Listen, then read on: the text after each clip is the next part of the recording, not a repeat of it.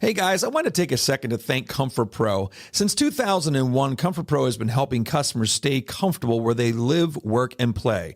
They stand behind their work with a 100% customer satisfaction guarantee. They have 24/7 emergency service, and if you mention the show, you receive a free watchdog maintenance plan for 1 year. Call Comfort Pro at 484-917-1803. 484-917-1803. That's Comfort Pro. This is going to be a good one, Hugo. The Brad Weisman Show. Real people, real life, and everything in between. So what do your kids think of this? Oh, yeah, so embarrassed. I'm not here for the money, but I'll still take it. Take it. Unfiltered conversations with the people shaping our world. Because you're judging yourself by your intentions. They're judging you by your actions. Exactly right. You know, my wife said to me, you go to work and you give everyone the Mitchell buffet, and you come home and you give me the scraps. And now, your host, Brad Weisman. All right. Hugo. Hello. I hope you don't give your wife the scraps when you get home. No. Only the buffet. The buffet. Yes. Okay, just making sure. The Hugo buffet. Hugo buffet. That's pretty funny. So we're back. Another Thursday, another show. This is great. We're on a roll. We're getting some really great people coming on the show. Really happy with the content and the people coming on. A lot of stuff about leadership. And guess what? We're going to be talking more about leadership today. All right. It's a hot topic. It is something that people, I think, you know, in the circles that we're in, people are always talking about leaders. And I think one thing about leaders too, I just listened about this morning on a podcast I listened to, is that everybody thinks leaders are the CEO or the manager or the person that has the title. Mm-hmm. And that's not necessarily true. And I think we can talk a little bit about that today too, is that a leader is somebody that's the followers or not the followers, the people that you are helping or serving. They define you as the leader. You don't define yourself as the leader. So I think that's what's happening is people are, as in our company too, we talk about, I want to create other leaders. I want to work with other leaders. I don't want to work with somebody who's just doing what I tell them to do. I want to think by themselves and do things too. So without any delay, we're going to bring the guy, and we almost didn't get him in here the other day. Mark Silverman, you are all about leaders and leadership and all that stuff. So welcome to the show. Thank you. I appreciate it. I'm just sitting here in awe of the sound system and the audio. And I'm a kid in a candy store here. Well, we appreciate that because you know what? Hugo and I have worked really hard to make the show as best quality as we can, and we're always looking to improve, and we appreciate it. So, yeah, you came to us from Virginia, right? Yeah, I took the drive up north. Up north. And how was your drive? Good? It was easy peasy. Easy peasy. I got my electric car, so that's great. So you were within range. I was going to say, I was going to come. What is that range for you? 3 hours? It's about 3. It's about 3 hours. I can go a little longer. I've made it back to my garage with about 3%. That's a little scary. It's a little scary. Because it's a little harder finding a charge than it is finding a gas station. But although it's getting better. That's awesome. Well, we just bought our first hybrid, and we love it. It's really nice. It actually is a nice way to save some fuel and things like that. So let's get into leadership. You know, I picked up I got your information from, somebody that probably is helping you get on podcasts and things like that, most likely. That's how we find people. And, one of the things that I saw, leadership stuck out, and we're getting a lot of podcasts about leadership. I'm guessing that there's some pains in the community, in the world or in our nation that has to do with, people that are in leadership positions. And as I said in the beginning there, I think a lot of times people think that the label of a CEO, president, all that stuff, those are the only leaders, but they're not. I think we're all leading something somewhere at some point. So tell me about what you're seeing, because you're doing coaching for a bunch of leaders. That's my day. That's your day. That's what you do. Which is great. So if you want anybody to coach you, this is the great time to watch Mark, and you'll find out if you like the guy or not or whatever. And we'll give you information at the end on how you get in touch with him. But no, tell me, what do you see? What's the common denominator? What's the common thing that people are struggling with being a leader or being in that position? Can we cuss on this? You can cuss. Don't say the F word, but you can cuss. Yeah, of course. It's people losing their shit. Okay. So most of the people that I work with, most of the people that I come in contact with know what to do, know what to say, know how to handle situations. Right. It's their own nervous system. It's their own sense of being present in the situation that gets hijacked, that has them not handle the situation properly. Interesting. Most people are like, you think about between you and your wife or you and friends, usually when things go wrong is when someone goes unconscious, when someone gets triggered by something. You know, when your wife is mad about something 3 days ago that you don't know about, when you're still holding a grudge, like, or it reminds you of something from childhood, often that's when things go off the rail. When you're present, when you're calm, when you're comfortable, when you're in the conversation, usually you can figure out where to take it. So I usually go down, 10 levels to the sub basement to find out what made something go off the rail.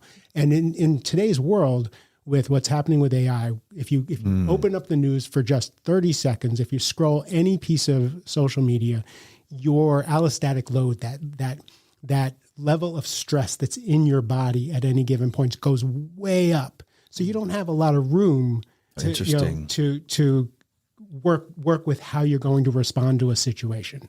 Yeah. So, like when you're peaceful, when you're comfortable, you have all this room, all this time, give people mulligans, be curious about how they're feeling. I like that term. Right? Yeah. And when you don't, you get short with people and you fall back on some of those things. So I think that's what happens most of the time. And I think people are at the highest level of stress that I have ever seen human beings be in. Wow. That was a great explanation. And you just brought up a point that's really interesting.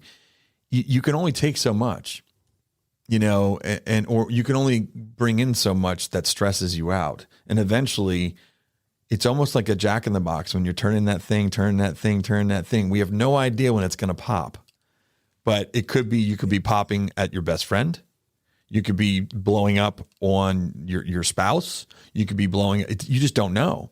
But when somebody hits that button that triggers that what you're saying about that trigger, all of a sudden they're getting unloaded on for everything else that happened that day.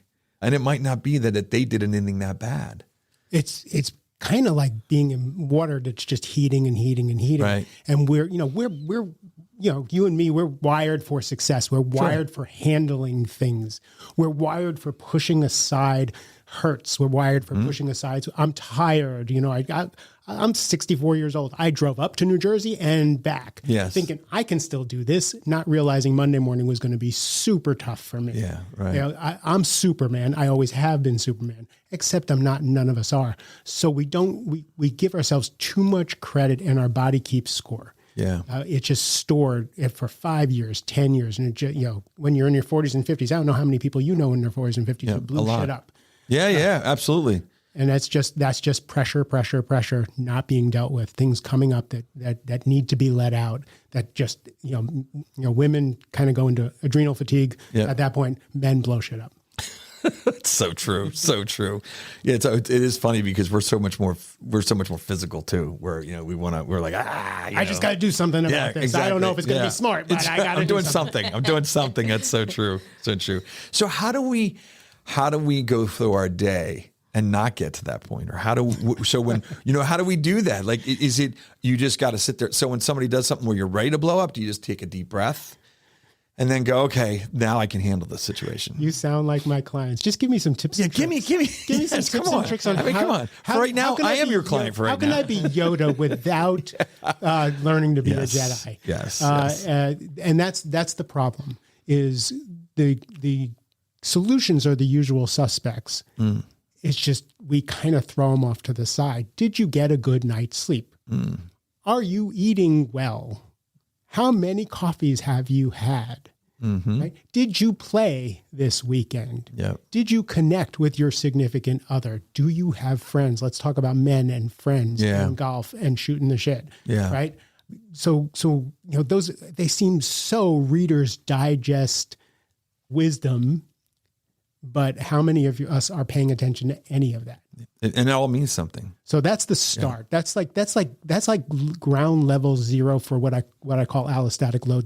That level of stress, right? So I got a new client and was working with her, and I asked. She was saying she was going to take a weekend off with her family, but she had a meeting she had to be at, and I said, "Do you really have to be at that meeting?"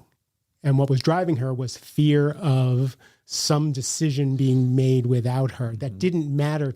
When we finally figured out, it didn't matter to her. And her job was to spend the weekend with her husband and her children for, she was going to check in on the meeting. Yeah. But other than that, and I said, when was the last time you took a vacation? 4 years. Oh, man. 4 years. And she has little kids. Yeah, see, I don't have that problem. She goes, yeah, he's on vacation every friggin' week. You figured that out, but there's people who are working for you who are scared. True, but I do touch into work when I go on vacation because especially in the summer, I like to go away often because my wife's a teacher. So we need to get everything done in a 3 month or 2.5 month situation with the kids and stuff like that. So, but when I go, I will take, and this is just me, I'll take my laptop, I'll check in the morning, and then the rest of the day I'm good to go. So it's some people look at that and go, oh my gosh, what's wrong with you? But I'm like, you know what? I feel better the rest of the day because of that. If I didn't do that, I'd be thinking about why I didn't do that the whole rest of the day. And then I'd be miserable. And then I'm not fun to be around, and you don't want that because then you're on vacation. So, but. So great. So what we want to talk about though, that level of wisdom, we all know it. We all slough it off. Mm-hmm. That would be Jack's or better just to be in the game. If I could get people just to eat right, get a decent night's sleep, connect with another human being, several steps down the road. Yeah. Now we start to do triage about what are our triggers? What are our fears? What is this stress that we put on a situation that's over and above the situation? Mm-hmm. Right. So when I have a problem, generally I have two problems. I have the problem and then what I think about the problem. Mm. So I have the problem and then all the stuff I put on, this shouldn't have happened. The things you attach to it. Right. The things that I attach to a problem. So if we can start looking at all the things we attach to any situation, your boss says something to you, and you're triggered and you go back to your office or you get off the phone and you sit in your car and you fume and you're going to quit and you're going to finally say something and all that stuff. If I can help someone figure out what all of that extra rumination is about, I can lower their stress level. And it usually takes a couple of months to a year for people to go into those situations, get super triggered by a volatile situation, and then finally come back to me and said, yeah, he went off on me again. It was in front of everybody. And I just answered his question. Yeah. And he calmed down. Yeah, right. I was like, that's a win. So it's awareness. Awareness. It's awareness. It's getting your nervous system used to it. It's finding out why that reminded you of something in childhood that you didn't even know was going on. Like there's all this stuff, these programs running underneath. Mm-hmm. There's an LLM going on inside us. We are nothing but an AI. Yep. Comparing and contrasting things constantly to childhood and trying to figure out how, as an adult, to handle things a 5-year-old would handle. Yeah, it's amazing, right? And I think, like I said, a lot of it's just awareness of that. And I think, practice. Awareness a lot of practice. Yeah, it's practice. Because once you're aware, now you have to know what to do with what you're aware of. Because if you just go, okay, I see it happening, and then you do reaction the same way you always did, that's not learning. That's not practice, or it's not practicing. Yeah, it's an interesting way to look at things. I like that. So your life wasn't always this way. I Googled you, and it said that at age 27. You were homeless? Yeah. And then you were living in a truck and you were battling severe drug and alcohol addiction. How do you go from that? Among others, yeah. Okay, wow. Other things that you were involved in drugs. I ran the gamut. I looked at the brochure for 12-step programs and went, yep. You had 13? Yep. He added an extra step to the brochure. But no, so how do you, what happened in your life at 27? And now you're coaching all the time. It's your thing. It's a coaching on leadership and all these things. And obviously you're very good at speaking about it because you speak about it without any notes. How did you go from 27 homeless on drugs to where you are today? AA. Okay. That's good. That's a great organization. My brother, when I was homeless, and this was back in 1989, you and I were talking about these 70s we're talking and about the 80s. dates. Yeah. We didn't have the internet. We didn't have Venmo. Right. We didn't. So I had no money and I was living in my truck, and my brother lived in Washington, D.C. and I was in Portland, Oregon. I had gone to Portland, Oregon because a girl I worked with in a Bennigan's in Albuquerque had moved to Portland, and I had a crush on her. So I was going to go Go there in Portland. Yeah, right. So I got there and realized that was, I didn't even know her last name. Oh, geez. That's how intelligent I was. I drove there. So my brother said, come. He kept trying to send me money through Western Union, and we never made that work. So I drove across country. I had still some money left on my Unicol 76 credit card. Oh my so God, I ate in those funny. gas stations and drove across the country, came to DC and found out that my brother and all his friends were sober in AA and NA. Wow. And he had this goofy looking group of friends who all had small heads. I hadn't seen my brother in 7 years. And I was like, why do you have a small head? And all your friends have small heads. It was because in sobriety, they had all gotten into the gym and were bulking. Oh, right. Gotcha. And they were all these bodybuilders. Well, they got to put the energy somewhere. Yeah. And I was like, this is so weird. Yeah, it's wild. So my brother said, you can live with me. He owned a bunch of restaurants in DC, and he says, you can live with me, but you have to go to the gym with us and you have to enroll in college. Oh, wow. So 27 years old, I started college and got a job at the Four Seasons Hotel in DC, and Nice place. and one step at a time started to build a life. Wow. Started to build a whole new human being. Yeah. But Wow, that's so far away from now. it is very far away. So Different person. Do you remember that person? I do. Yeah. I remember him like it was yesterday. Yeah. He's still with me. I still carry him around. And it's one of the reasons why I get a car every 2 years. And the one reason, it's the, I learned that it was ADHD that had, undiagnosed, that had something to do with it. There was a whole bunch. I was molested as a kid. That all came up, so I had to deal with all of that stuff. Got married, had a couple kids. And that's when the midlife, the real stuff started coming up, which broke up my marriage, which sent me into depression. Oh. And that's how I became a coach. Yeah. Was dealing in my late 40s, having gone from homeless to millionaire, being the committee chair for the Boy Scouts, being, being the third grade basketball coach, that kind of thing, driving a sports car, and then all of a sudden crashing and burning without ever taking a substance. Wow. Like I started having panic attacks and started breaking out in hives, and it was all this trauma just coming up. I only know in hindsight. Yeah. And dealing with all of that and climbing out is how I became a coach, because I realized that almost everybody I meet is in midlife, and that stuff is starting to want to come up. They've climbed the ladder. They've used that achievement. They used all that stuff to get where they are. And then all of a sudden the cracks are coming. The whispers are, coming of, you need to start doing something different. You need to start addressing this. And we're starting to have some conversation about men's health and that kind of thing. But for me, it broke me till there was nothing left. And I had no sense of who Mark Silverman was. So I had to build this new person back. Yeah. And that's who this is. So that obviously qualifies you to do all that you do. I can see into people in a way that other people who haven't gone through what I've gone through. Yeah. Ed Milet says, you're the most qualified to help the people you used to be. True. Isn't that good? It's a good quote. I love that quote. But that's awesome. So you've written 5 books. There's a book that you're really excited about. You just got done doing the audio for it. It's called the Rising Leader Handbook. It says, Turning High Achievers into Effective Leaders, a guide focused on the difficult transition from being, and I love this, realtors are very guilty of this. We're very much solo high achievers because unless we have a team but even then we tend to be very solo. We're not talking Han Solo either, just so you know. But then it says, taking that to an effective team leader. High achieving definitely doesn't mean effective leaders, what I put on here. That's what I wrote down. High achieving definitely does not mean effective leadership or effective leader. Do you agree with that? Success through others is a very different skill than having success yourself.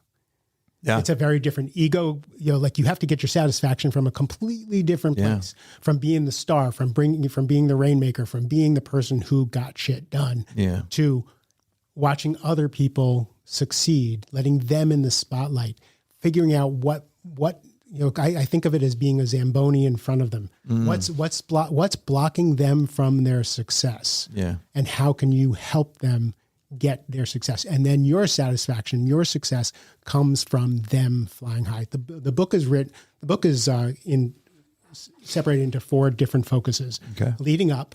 So that's how, because most of my practice is a CEO calling me and saying they have someone on their leadership team who is super talented, really needed, but a problem child in some way. Either they don't speak up or they speak up too much or they're a bull in a china closet.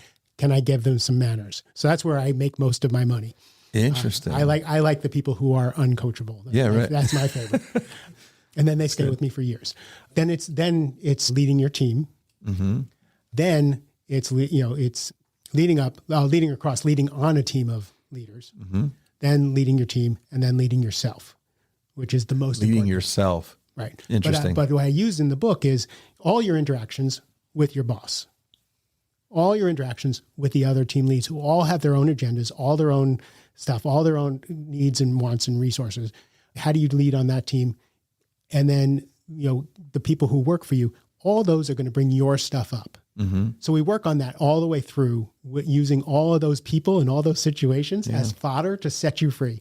And then in leading yourself, we kind of take all that and figure out how do we make this so that you can be super successful and have the greatest life and greatest relationships and that you can. Yeah, because it'll save your life.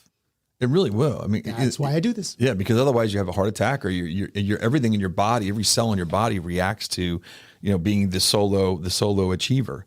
When you can leverage, when you can bring other leaders in on it, when you can bring their dreams in with your dreams of where to go and who to be. That's really good. And you do have an audiobook that's coming out with that. It's uploaded. It's Uploaded. approved. It's just not out yet. So any second now, the audiobook, and the audiobook's 10 times better than the book. I love the audiobook. Well, that's good because I'm a big audiobook guy. I just don't have the time to read sometimes, And I love it because when I go on my walks in the morning, I listen to either a book or a podcast or something. I'm not a big fiction book guy, so it has to be something that's going to give me some strength to keep going. So this is a good one too. Everything looks manageable until it isn't. It was that boiling water analogy that we talked about. We think we can take it. We can take it. We'll take a vacation later. We will slow down later. We just have to put in the reps now. And it's, again, I tell my clients that I am the ghost of Christmas future. I like that. I've been here a long time. Yeah. I've seen a lot of things. I've watched my contemporaries die. I've watched their marriages fall apart. I am the ghost of Christmas future. So here's what you're going to do. I'm 64 years old. If I am in better shape than you, 35-year-old client, something's wrong. Yeah. When was the last date you took your spouse on? Were you at your kids? We have these conversations all the time about how do you relieve that pressure. Almost every one of my clients, super successful. All of them are afraid of getting fired. Really? So I have these conversations. How much are you worth? Yeah, right. I thought you were rich. They're afraid of getting fired. All of them are. That's horrible. That's a horrible way to live. But when I get them done, when I'm done with them, they figure out that getting fired is the best thing that would ever happen to them. Wow, isn't that something? And then their job becomes fun. Wow. Because they didn't realize how much they attached their identity, their safety, their future to the job. So the job became an anchor. Yeah. And once I get them to the point where they get to see, I don't have to do this. Right. Now they can play. Now they can speak freely. Now they can have and they're a better teammate. They're right because all my clients are better because the pressure's gone from that actually allows you to have an imagination to think outside the box, because I think a lot of times you feel you're going to get fired all the time. You're like in this little bubble. You're worried, you're scared, and you're only going to give the answer you think is the right answer, not the answer that you think is going to fix something or do better. That's horrible. I can't imagine living like that. No, all my clients become trusted advisors because they'll speak the truth in a way that can be heard. Right. I love that. That's really good.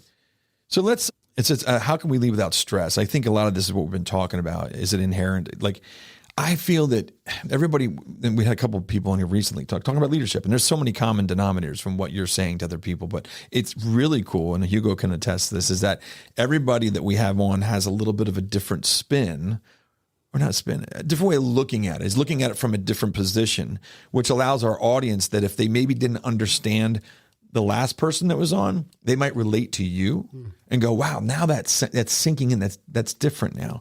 And what I'm saying about that is that is there really a way to completely lead without stress? No.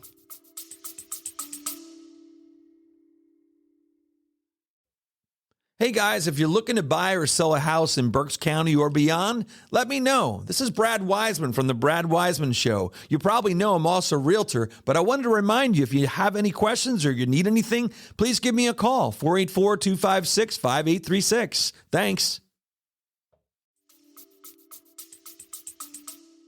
It's got to be there, right? No, you're good.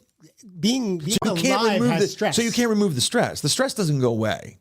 No, it's how you deal with the stress. Okay, yeah. How much stress you add to the stress. Gotcha. But my son called me. My son is a rabbi. And get out of here. That's cool. And he and his wife are running the Jewish camp, near us. And he calls me up and he says, Dad, I can't be a leader. This leadership thing is not for me. I've read your book. I can't do it. I can't do it. That's hilarious. And I said, but he's a rabbi. I said, dude, it's not supposed to be easy. No. You're, by the way, the people you're leading are 14, 15-year-old counselors. Yeah, right. And how old is he? How old is your son? He's 26. Oh, awesome. That's very cool. And we just talked about all the things he was adding to. Did you coach him? Is that what you're doing? Coaching? He calls me every day for 5 minutes. Dad, I don't have a lot of time. Just, this is what's going on. And then that's very cool. Unhook him from whatever's got him spun around, and then he. Well, that must make you feel good though, too, and you must be proud. It's awesome. I love it. There's nothing like my daughter. It's funny because it sounds funny because I give my daughter and my son, but she's a singer and she's trying to get into doing more acting and stuff like that. And she's like, "Oh, thanks for the TEDx, Dad."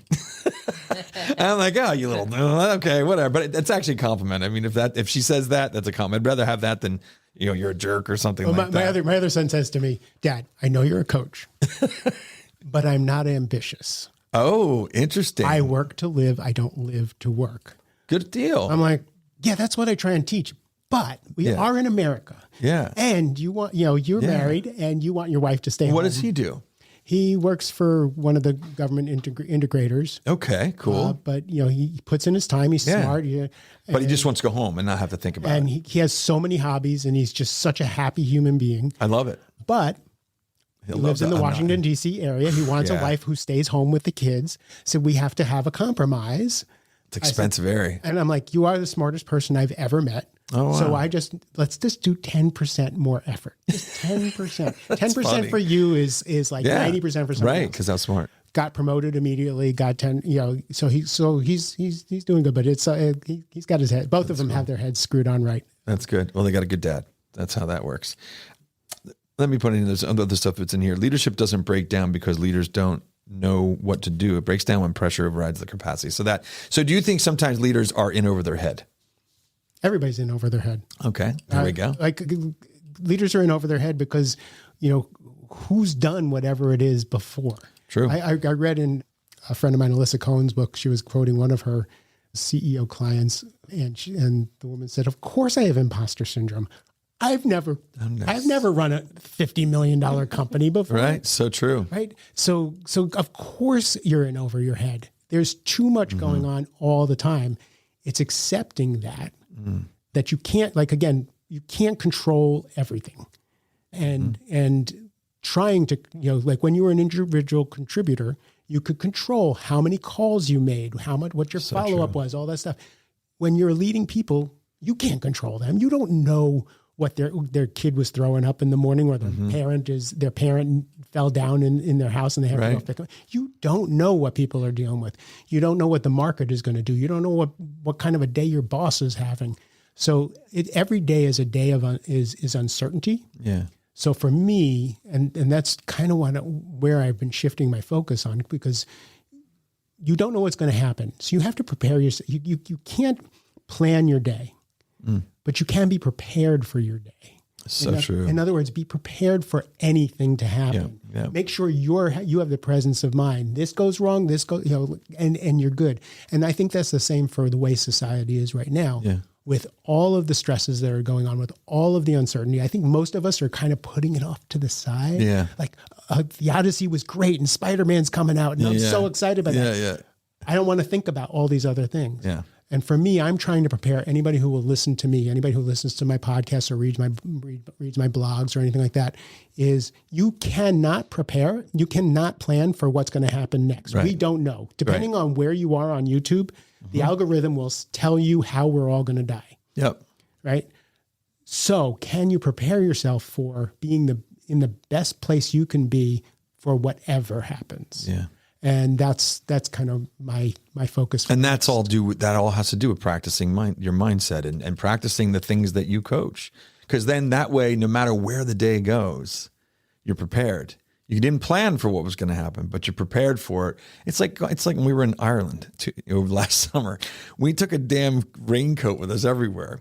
And because everybody tells you it's going to rain, it's going to rain, it's going to rain. We got so lucky when we were there. We had this backpack and I had all of our raincoats shoved into my backpack. I can tell you, we were there for like 10 days or 2 weeks, whatever it was. I think I pulled them out like once a day. And a lot of times it was a false alarm.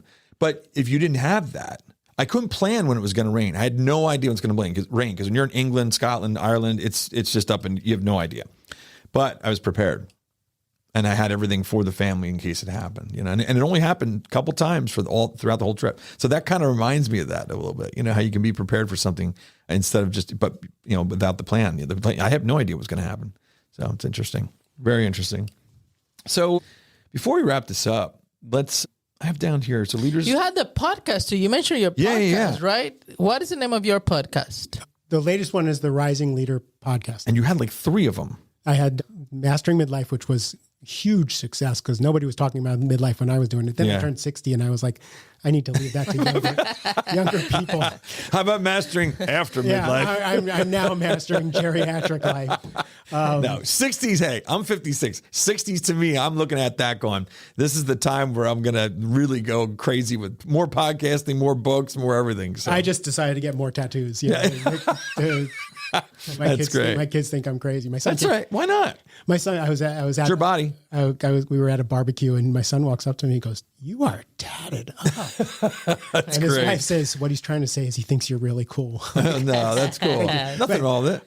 Then I did Mastering Overwhelm because I was doing a lot of workshops on overwhelm in corporate America, and moved to the Rising Leader Handbook because that's what I do all day, every day, as I coach leaders on leadership teams. Yeah. So the book is and the podcast is basically what I do every day and how I coach. What's challenging for you with what you do?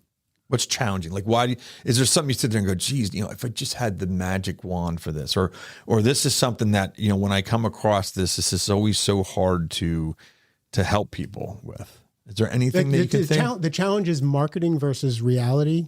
I have no appetite to market myself as a leadership coach because it's kind of boring to me. Okay. My book has been, in the top 5 the last 2.5 years. Congrats. In mentoring and coaching and leadership. So that's been fun. But what I know that's really important for people isn't just the leadership thing, isn't just success. And I want to set people free. I want people to stop suffering. And I use leadership for that goal. All of my clients have their lives and their inner world are unrecognizable after working with me. And I don't mean to, I'm not boasting on that. That's what's wrong with that. That's what's important to me. Yeah.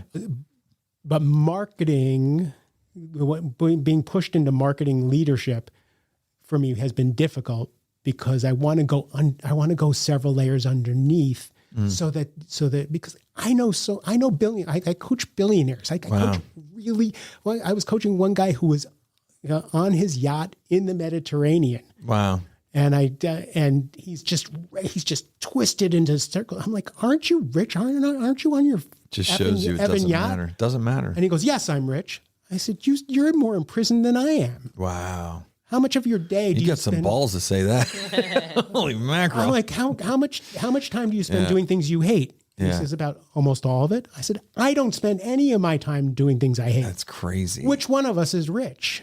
Yeah. He signed up right there. No, because that was a very honest conversation.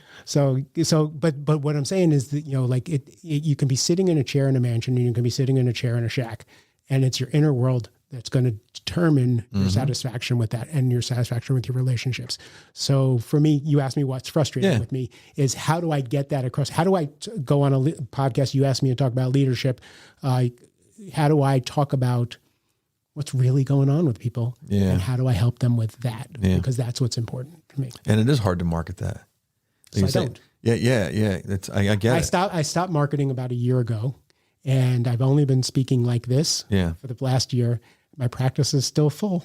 I would think this kind of format's going to be a hell of a lot better for you. Makes me happier. Yeah.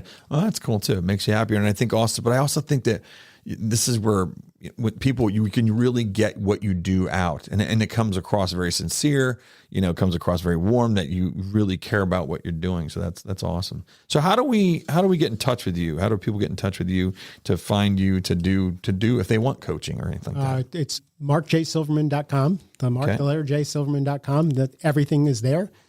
Give a lot of stuff away for free. I'm on all the socials. Yeah, I know that because I look you up and you're everywhere. And you were really easy. Once I found you, you're really, really easy to find. You're everywhere. You're on Instagram. You're on Facebook and all those different things. So it's good there. And just go to your website. It's awesome too. You got Thank you. That. Appreciate it. Yeah, it's very cool. So thanks for coming out. Thanks for making the long trip from Virginia. Was it a flight? Did you have a bit long flight? Yeah, no, it was just an electric. It was an electric plane, is what it was. It was an electric plane. Yeah, and this is great. I love the studio. I love what you're doing here. Thanks for being here. I appreciate it, and we love what you're doing too. So thanks so much. All right, Hugo, that's it. We're out of here. All right. If you guys want to find Mark, make sure you just look him up. He is pretty much everywhere. Mark Silverman, pretty much easy to spell.